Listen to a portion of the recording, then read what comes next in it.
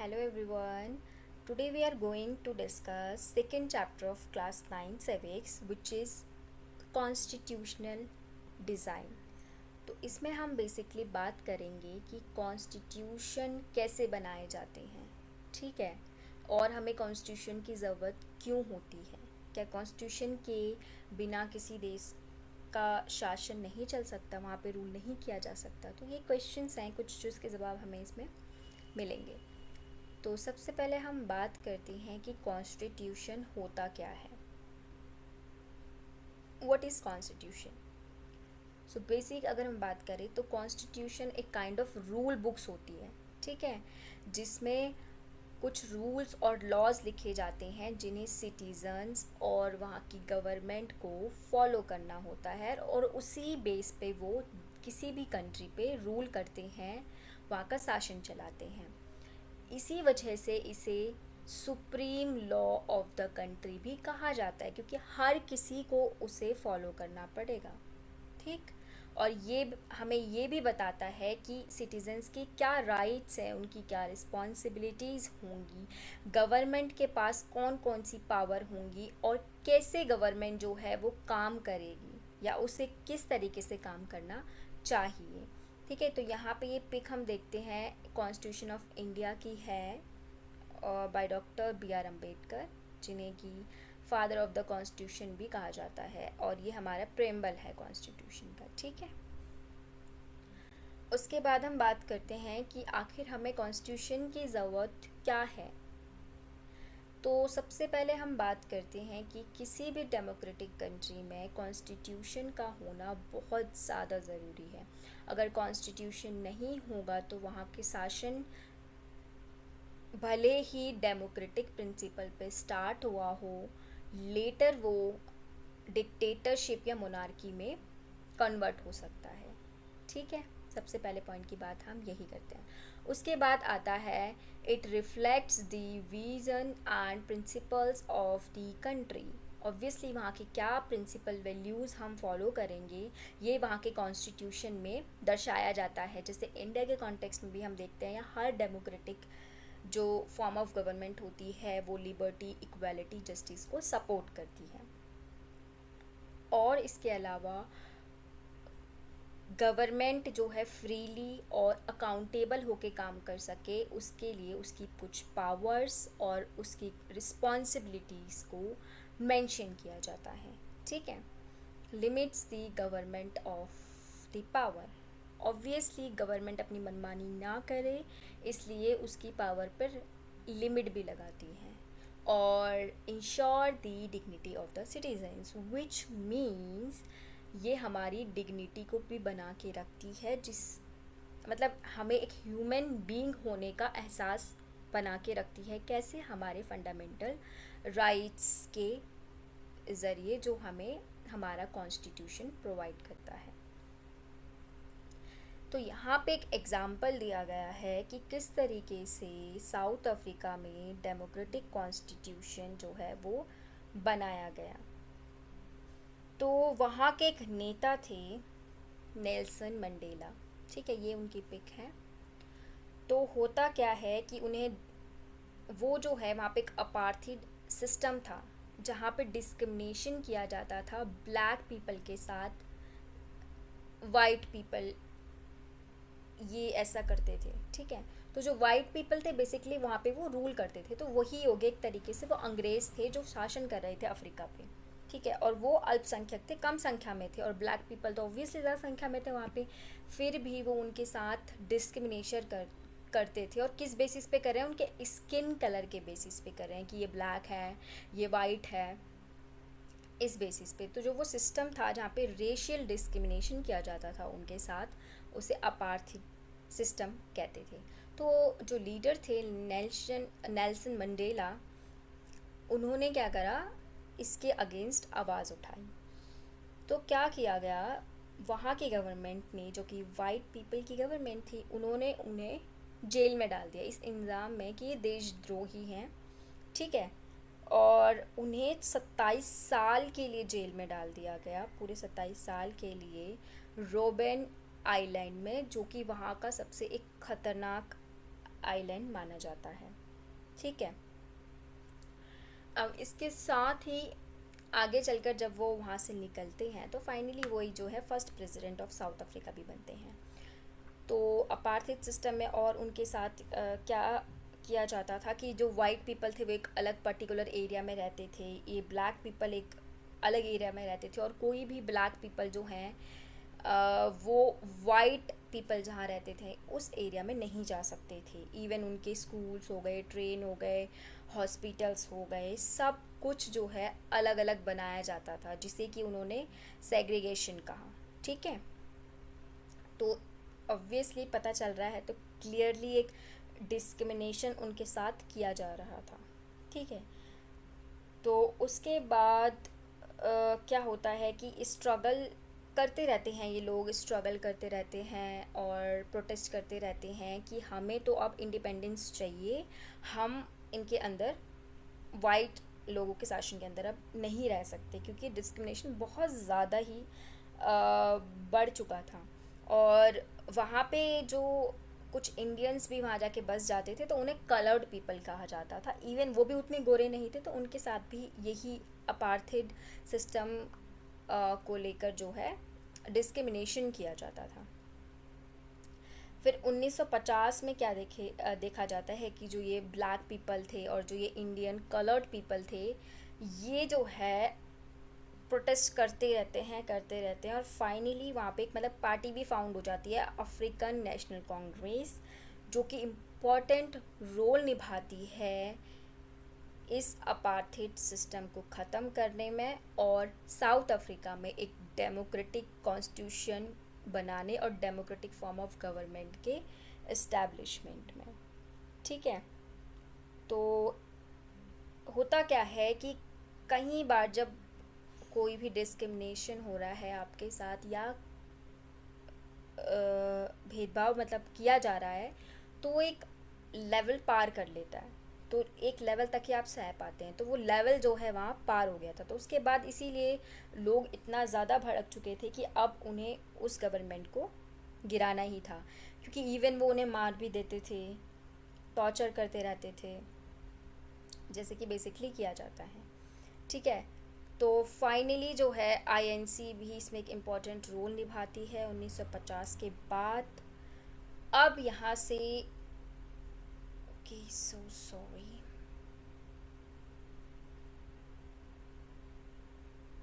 I am so sorry. उसके बाद क्या होता है कि फाइनली अब वो न्यू कॉन्स्टिट्यूशन की तरफ बढ़ रहे होते हैं। कैसे? सबसे पहले तो हमने देखा कि 1950 में जो वहाँ के अफ्रीकन नेशनल कांग्रेस है, एएनसी, उसने क्या करा, आवाज़ उठाई, ब्लैक पीपल्स ने आवाज़ उठाई, उसके अलावा यहाँ के जो कलर्ड पीपल थे इंडियन, वो भी उन्होंने भी आवाज़ उठाई। तो वहाँ का जो अपार्थाइड सिस्टम था, जो कि रेशियल बेस्ड डिस्क्रिमिनेशन था, उसे अबॉलिश्ड कर दिया गया। ठीक है। तो फाइनली वहाँ के जो वाइट पीपल की गवर्नमेंट थी उनको घुटने टेकने पड़े।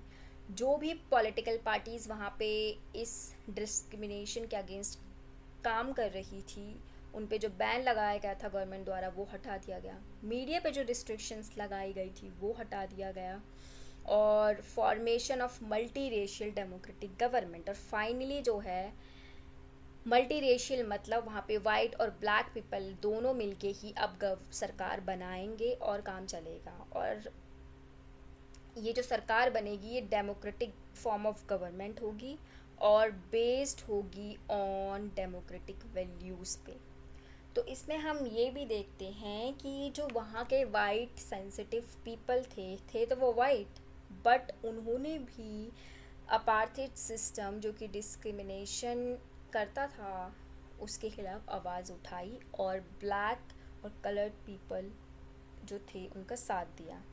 एंड फाइनली जब ये सब चीज़ें हो रही थी तो उसी बीच में 28 साल बाद जो है नेल्सन मंडेला को आज़ाद कर दिया गया प्रिजन से। और साथ ही 26 अप्रैल 1994 को साउथ अफ्रीका की जो वाइट गवर्नमेंट थी उनकी सरकार जो है गिर जाती है। उसके बाद उन्होंने जो है अपना फ्लैग फहराया और मतलब इंडिपेंडेंस की घोषणा कर दी कि अब तो ये आज़ाद हैं वाइट रूल से। इसके बाद 2 साल का टाइम लेकर उन्होंने अपना जो है कॉन्स्टिट्यूशन बनाया, जो कि फाइनली 8 मई 1996 को एनफोर्स किया गया। ठीक है, एंड ये लिखा हुआ है इसमें clearly, preamble of the constitution of the Republic of south Africa 1996। ठीक है, और एक डेमोक्रेटिक फॉर्म ऑफ गवर्नमेंट थी। और उसके बाद नेल्सन मंडेला जो हैं फर्स्ट प्रेसिडेंट बनते हैं न्यूली इंडिपेंडेंट साउथ अफ्रीका के। तो काफ़ी इंस्पिरेशनल कहानी थी इनकी भी कि कैसे वो एक डेमोक्रेटिक फॉर्म ऑफ गवर्नमेंट बने। और जहाँ अभी तक मतलब जहाँ सिर्फ उन्हें एक ट्रीट किया जा रहा है कि यहाँ पे डेमोक्रेसी नहीं है, ठीक है, तो उनकी एक बहुत डाउन गवर्नमेंट माना जा रहा है, वहीं पे अब क्या हुआ, डेमोक्रेसी का एग्जाम्पल बनकर वो सामने आए। अब इसी तरह हम बात करते हैं making of the Indian constitution. ठीक है, तो इंडिया का कॉन्स्टिट्यूशन कैसे बनता है। सो 1947 में जैसे कि हम जानते हैं भारत को आज़ादी मिली, और आज़ादी मिलने के साथ साथ ही पार्टीशन भी हुआ इंडिया एंड पाकिस्तान का। तो यहाँ पे जो एक्सपीरियंस था लोगों का वो बहुत ही, जहाँ उन्हें खुशी मनानी थी वहीं पे उनको एक ट्रॉमा भी दे दिया गया था पार्टीशन का, क्योंकि उसमें कई लाखों लोग जो हैं वो मारे गए थे इधर से उधर जाने में। ठीक है, अब इसके बाद भी जो है इंडिया का जो कॉन्स्टिट्यूशन बना, ऐसा नहीं है कि वो 1947 में सीधा आया या हमारी कॉन्स्टिट्यूंट असेंबली में स्टार्ट किया गया और सीधा वहीं पे बना, ऐसा नहीं है। इसकी जो है पहले से ही एक तरीके से प्रिपरेशन शुरू हो चुकी थी। तो 1928 में मोतीलाल नेहरू रिपोर्ट रखी जाती है, जिसमें एक कांग्रेस के और भी लीडर्स शामिल थे। ठीक है, तो इसके कुछ प्रिंसिपल्स भी जो हैं वो उसमें लिए जाते हैं हमारे कॉन्स्टिट्यूशन में। इसके अलावा कांग्रेस के जो हैं सेशंस होते रहा करते थे। तो ऐसी एक कराची सेशन जो कि 1931 में हुआ था, उसमें भी जो है इन्होंने बात करी कि अब तो हम इंडिपेंडेंस चाहते हैं, और साथ ही इन्होंने कहा कि अब हमारे आने वाले भारत के जो इंडिपेंडेंट भारत है, इसका कॉन्स्टिट्यूशन कैसा होना चाहिए, इस पर भी इसमें बात हो गई। ठीक है, इसके अलावा ब्रिटिश रूल के under he government of India act 1935 जो है कुछ एक्ट्स बनाए गए थे कि किस तरीके से अब जो आने वाली गवर्नमेंट होगी वो काम करेगी। ठीक है, तो इससे हमने बहुत से प्रिंसिपल अपने जो कंटेम्प्रेरी मतलब करंट कॉन्स्टिट्यूशन है उसमें लिया है। इसके अलावा हमने बहुत से प्रिंसिपल्स जो हैं अलग अलग कंट्रीज से लिए, जो कि हमें अपनी इंडियन मतलब कंडीशंस के हिसाब से सही लगे। जैसे कि फ्रेंच रेवोल्यूशन में हम बात करते हैं, इससे हमने लिबर्टी, इक्वालिटी, जस्टिस लिया, जो कि हमारी डेमोक्रेटिक गवर्नमेंट का एक बेस है। यूएस से के बिल ऑफ राइट्स से हमने फंडामेंटल राइट्स का कॉन्सेप्ट लिया। रशिया के सोशलिस्ट रेवोल्यूशन से भी हम काफ़ी प्रभावित हुए, तो वहाँ से भी हमने 5 इयर्स प्लानिंग हो गई या फंडामेंटल ड्यूटीज़ हो गई, ये सब लिया। ठीक है, तो ये कॉन्स्टिट्यूशन मेकिंग एक प्रोसेस चल रहा है। तो कॉन्स्टिट्यूशन मेकिंग है तो सबसे इम्पॉर्टेंट रोल निभाती है उसमें कॉन्स्टिट्यूएंट असेंबली। ठीक है, तो कॉन्स्टिट्यूएंट असेंबली के जो इलेक्शंस थे वो जुलाई 1946 में हुए थे। इसके अलावा वो इनडायरेक्ट इलेक्शंस थे, क्योंकि हमने नहीं चुना था उस वक्त, हमने यूनिवर्सल एडल्ट फ्रेंचाइज तो अपनाया नहीं था, हालांकि हमने आज़ादी के बाद तुरंत ही अपनाया है, बट उस समय जो है इनडायरेक्टली चुने गए थे। इसकी फर्स्ट मीटिंग जो है दिसंबर 1946 में हुई थी, और जिसमें उस समय जो उसके मेन प्रेसिडेंट बने थे, जो कि टेम्परेरी थे, डॉक्टर सचिदानंद सिन्हा बने थे, ये उनकी पिक है। ठीक है, उसके बाद परमानेंट जो है वो राजेंद्र प्रसाद जो है परमानेंट उसके प्रेसिडेंट बने। तो हमने फाइनली जो है 2 साल वहाँ पे मतलब हमारे लीडर्स ने डिबेट की, बहस की, उसके 2 साल 11 महीने 17 दिन, तो लगभग हम मान लेते हैं कि 3 साल हमें लग गए हमारे भारत को एक संविधान प्रोवाइड करने में। ठीक है, तो फाइनली ये अडॉप्ट किया गया 26 नवंबर 1949 को, और इफ़ेक्ट में कब आया ये 26 जनवरी 1950 में। तो एक क्वेश्चन ये भी आता है कि जब हमने अडॉप्ट कर ही लिया था इसे 1949 में, तो क्यों हमने वेट किया कि हम इसे 26 जनवरी 1950 में ही लागू करें। तो इसकी स्पेसिफिक एक स्टोरी है कि क्या होता है कि 1929 में जब लाहौर सेशन हो रहा होता है, तो वहाँ पे हमने पूर्ण स्वराज के कॉन्सेप्ट को मान लिया था, और हमने इसकी घोषणा कर दी थी कि अब तो हमें पूर्ण स्वराज चाहिए, मतलब पूरी तरह आज़ादी चाहिए, हम खुद ही अपना शासन करेंगे, अंग्रेज़ों से हमें आज़ादी चाहिए। तो 1930 तक आते आते आम जनता ने भी और लीडर्स, हर एक लीडर्स ने ये बात मान ली थी। हर एक लीडर्स मतलब मोस्टली जब हम बात करते हैं, ठीक है, तो उन्होंने बात मान ली थी। तो इसी वजह से हमने इसको इस वक्त पे लागू किया। तो अगर हम बात करें तो स्टार्टिंग में वहाँ पे जो मेंबर्स थे वो थे 389 कॉन्स्टिट्यूएंट असेंबली के मेंबर्स, लेकिन जब भारत का पार्टीशन हुआ तो कुछ इलाके जो थे पाकिस्तान के एरिया में थे, तो वहाँ के जो मेंबर्स थे वो पाकिस्तान की असेंबली, कॉन्स्टिट्यूएंट असेंबली के मेंबर्स बन गए। तो यहाँ पे हमारे पास 299 मेंबर्स रह गए थे। ठीक है, इसके अलावा इम्पॉर्टेंट जो इसमें रोल आता है, बात करते हैं चेयरमैन ऑफ ड्राफ्टिंग कमेटी कौन थे, डॉक्टर बी आर अम्बेडकर। इनको फादर ऑफ द कॉन्स्टिट्यूशन भी कहा जाता है क्योंकि एक इन्होंने इम्पॉर्टेंट रोल निभाया था, इन्होंने ही बताया था क्योंकि ऑब्वियसली एक लॉयर थे।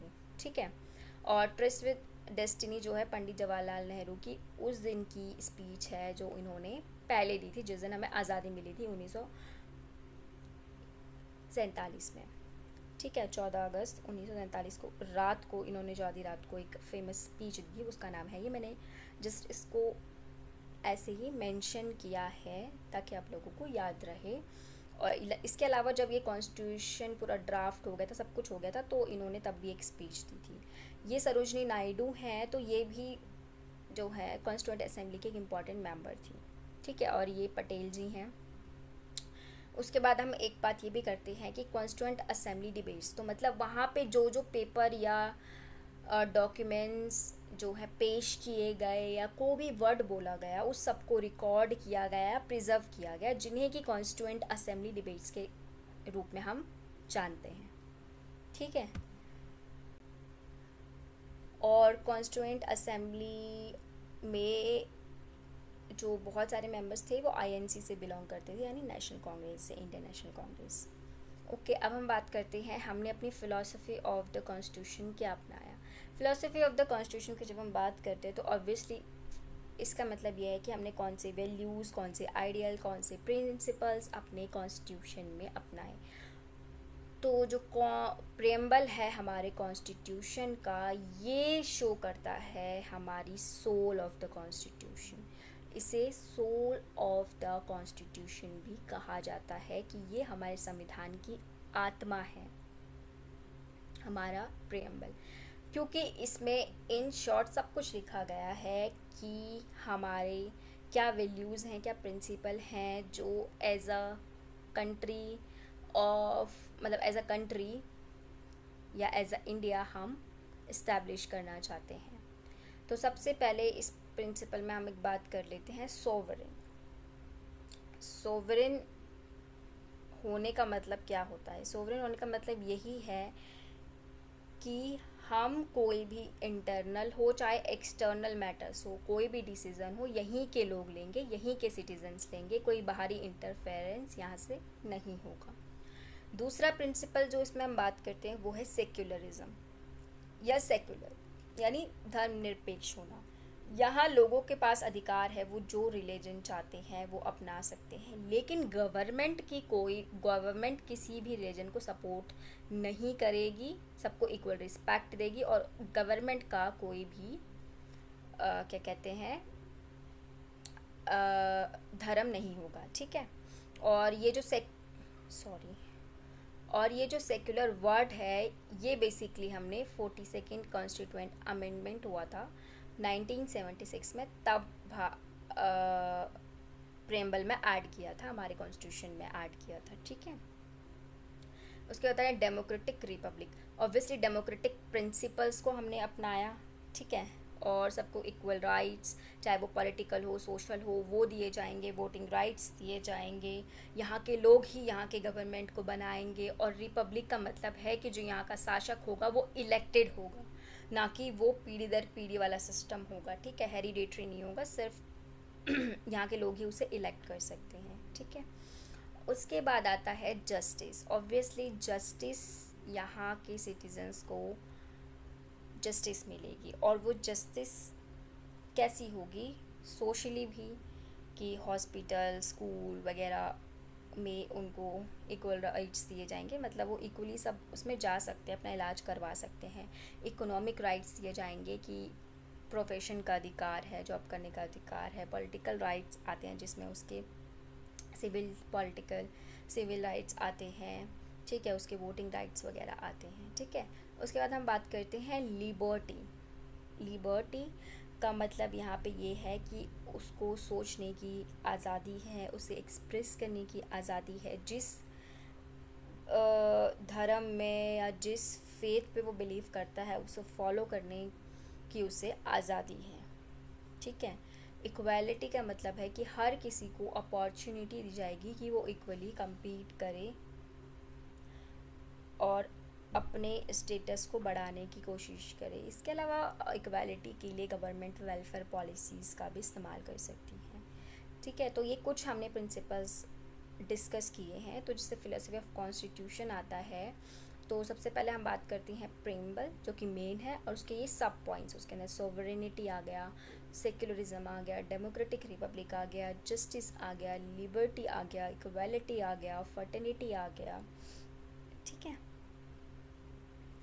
उसके बाद यहीं पे ये चैप्टर ख़त्म होता है, क्योंकि अब हमें पता चल गया है हमें भारत का कॉन्स्टिट्यूशन कैसे मिला।